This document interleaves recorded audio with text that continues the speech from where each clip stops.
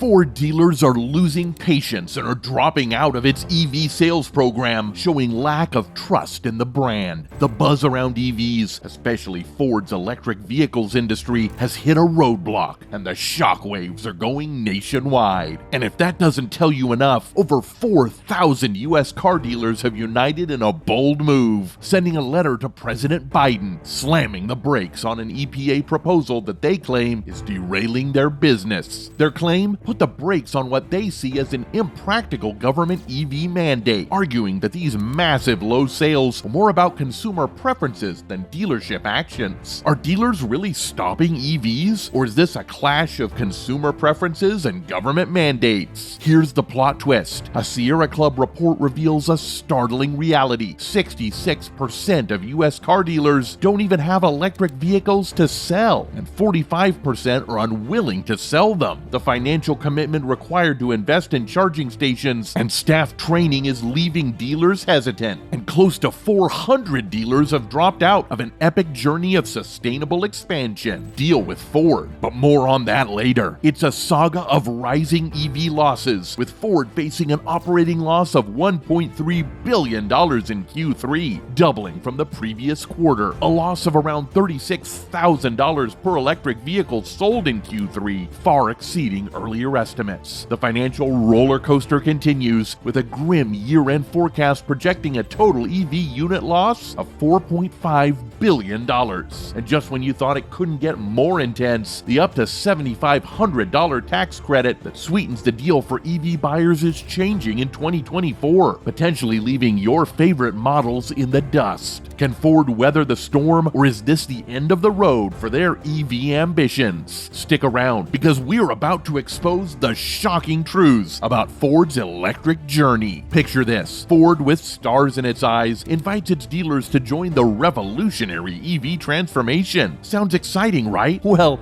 not so fast. In a plot twist, these dealers are being asked to cough up hundreds of thousands, if not millions, to prepare their showrooms for the electric future. Now, here's where it gets interesting. Dealers, not thrilled about the prospect of emptying their pockets into an uncertain EV market, are starting to feel the heat. Imagine you're ready to invest big, but the electric excitement isn't quite reciprocating. The conclusion? Almost 400 dealers, yes, you heard it right, 400, have slammed the brakes on this electrifying journey. Hold your horses though, because Ford's not backing down. A spokesperson spills the beans, confirming Ford's unwavering belief in the program despite the speed bumps. The saga continues, my friends. Over 4,000 car dealers from across the United States have sent a letter to President Biden. Their request? A claim to the White House to reconsider what they see as an impractical mandate, pushing for 60% electric car sales by 2030. EVs aren't flying off the shelves, and the blame game has begun. As if that wasn't enough, there's another twist to the tale. Dealership profits have taken a hit courtesy of inflation. With interest rates climbing, consumers are forced to borrow more for their vehicle purchases, EVs included. The result? Dealership lots are becoming crowded with electric wonders waiting for a new home. They express concern over the rising stacks of electric cars, stating that electric vehicle demand today is not keeping up with the large influx of EVs arriving at our dealerships. And here's the clincher. The latter concludes with a powerful assertion. Many people just want to make their own choice about what vehicle is right for them. The dealers are making it clear it's about choice, and they're not willing to let go of that freedom. Will the White House listen to their call? The story doesn't end here. There's more to unpack. What's truly fascinating is that these waves of dissatisfaction aren't limited to niche dealerships. No. Major players like Kia, Hyundai, Mercedes-Benz, and Volvo are also among the signatories. And these dealer stores spread far and wide across the U.S., from the sunny streets of California to the evergreen landscapes of Washington and the bustling metropolis of New York, all together under one mission: to make cars affordable for everyone. Ford is throwing a curveball in the electric vehicle arena. After facing a wild year with setbacks in its electric vehicle ambitions, Ford is now on a mission to provide some much-needed relief to its dealers. This incentive aims to tackle the challenge of preventing Ford's electric vehicles from crowding dealership lots. a headache that's been impacting sales. They're shaking up the game by reducing the number of chargers dealers need to install and slashing training costs by a whopping half. Ford spokesperson Marty Gunsberg clarifies that these changes are not a fallout from the Illinois legal battle, but a strategic response to what the people want in the EV market. Ford's program, the Model E EV, is tailored based on feedback from dealers and market demand. Ford is extending the deadline for its dealers to get those chargers in, moving it to June 30th, 2024. Why? Blame it on delays in the charger supply chain and infrastructure setup. And, wait for it, Ford is making it rain by cutting the cost of dealer training by a jaw-dropping $20,000 for the entire 2024 calendar year. That's half of what dealers were shelling out before. So, Ford's not just turning the wheel, they're doing a full 180 in the EV landscape. They're simplifying things for dealers, adapting to the market's beat and navigating through the bumps. Despite a Q3 victory over General Motors, selling 20,962 EVs with a Mustang Mach-E surge, the euphoria is short-lived. Ford, grappling with a $1.3 billion Q3 loss, drops a bombshell, slashing Mustang Mach-E production and postponing a key battery plant. But wait,